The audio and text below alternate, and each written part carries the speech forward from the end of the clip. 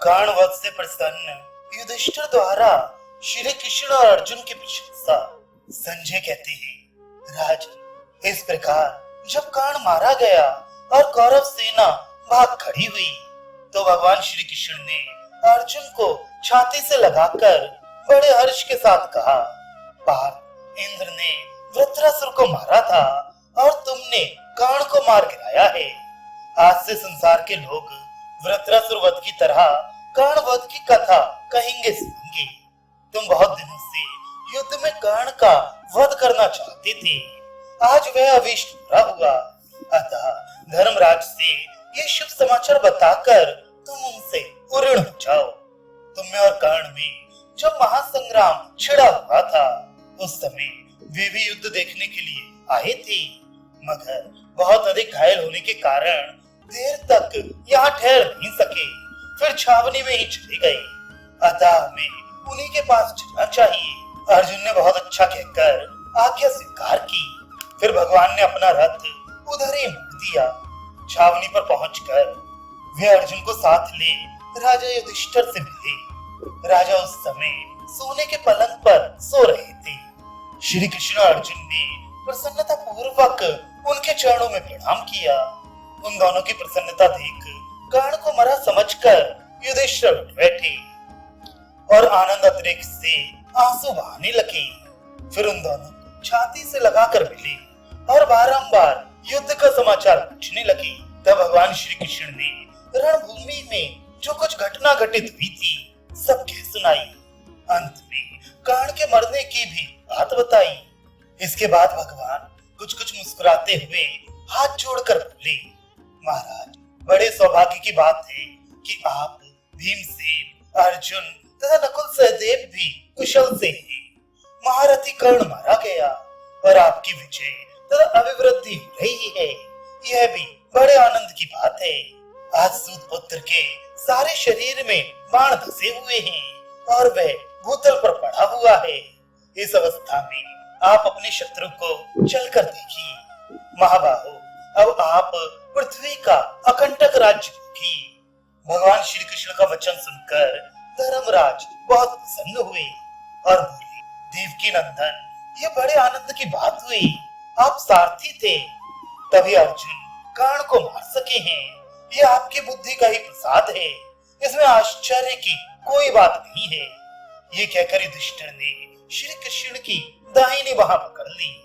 फिर दोनों से कहा, नारद जी ने मुझे बताया था कि अर्जुन और श्री कृष्ण पुरातन नर नारायण ऋषि हैं।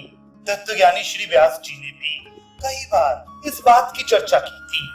कृष्ण, आपकी ही कृपा से ये पांडु नंदन अर्जुन शत्रुओं का सामना करके विजय पाते गए हैं। जिस दिन आपने युद्ध में अर्जुन का सारथी होना स्वीकार किया, उसी दिन ये निश्चय हो गया था कि हमारे पक्ष की विजय ही होगी, पराजय नहीं। जब भीष्म तथा कर्ण जैसे वीर आपकी बुद्धि से मारे जा चुके हैं, तो बाकी लोग जो उन्हीं के अनुयायी हैं, मैं मरे हुए के समान ही मानता हूँ।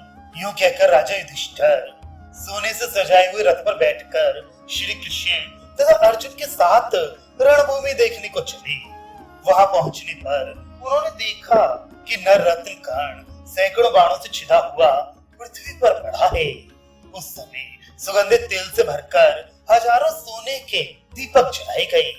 उन्हीं के प्रकाश में सब लोगों ने कर्ण के शरीर पर दृष्टिपात किया। उसका कवच छिन्न भिन्न हो गया था और शरीर बाणों से विदीर्ण हो चुका था। कर्ण पुत्र सहित मरा हुआ देख राजा युधिष्ठिर पुनः श्री कृष्ण और अर्जुन की प्रशंसा करते हुए कहने लगे, गोविंद, आप वीर और विद्वान होने के साथ ही मेरे स्वामी हैं। आपसे सुरक्षित रहकर आज सचमुच ही मैं भाइयों सहित राजा हो गया। राधा नंदन, कर्ण को मारा गया सुनकर दुरात्मा दुर्योधन अब राज्य और जीवन दोनों से निराश हो जाएगा। पुरुषोत्तम, आपकी कृपा से हम लोग कृतार्थ हो गए। बड़ी खुशी की बात है कि गांडीवधारी अर्जुन की विजय हुई। इस प्रकार राजा युधिष्ठिर ने श्री कृष्ण और अर्जुन की प्रशंसा की। उस समय नकुल, सहदेव, भीमसेन, सात्यकी, धृष्टद्युम्न और शिखंडी ने तथा पांडव, पांचाल और संजय योद्धाओं ने महाराज का अभ्युदय हो ऐसा कहकर युधिष्ठिर का सम्मान किया। फिर श्री कृष्ण और अर्जुन का गुणगान करते हुए वे बड़ी प्रसन्नता के साथ शिविर की ओर चले गए। राजा धृतराष्ट्र, आपके ही अन्याय से यह रोमांचकारी संहार हुआ है, अब क्यों बारंबार सोच रहे हैं? वैशंपायन जी कहते हैं, जन्मेजय, ये अप्रिय समाचार सुनते ही राजा धृतराष्ट्र मूर्छित होकर जड़ से कटे हुए वृक्ष की भांति जमीन पर गिर पड़े। इसी तरह दूर तक सोचने वाली गांधारी देवी भी पछाड़ खाकर गिरी और बहुत विलाप करती हुई कर्ण की मृत्यु के शोक में डूब गई। उस समय गांधारी को विदुर जी ने और राजा को संजय ने संभाला। फिर दोनों मिलकर धृतराष्ट्र को समझाने बुझाने लगे और राजमहल की स्त्रियों ने आकर गांधारी को उठाया। राजा को बड़ी व्यथा हुई, उनकी विवेक शक्ति नष्ट हो गई, वे चिंता और शोक में डूब गए।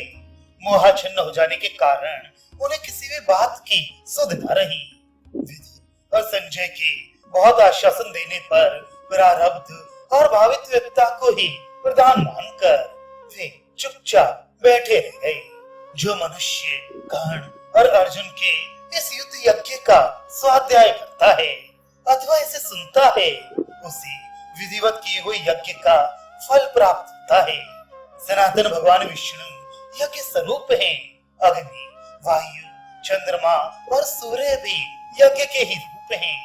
अतः जो मनुष्य दोष दृष्टि का त्याग करके इस युद्ध यज्ञ का वर्णन सुनता या पढ़ता है, समस्त लोकों में पहुंच सकने वाला और सुखी होता है तथा उसके ऊपर भगवान विष्णु, ब्रह्मा तथा शंकर जी संतुष्ट होते हैं।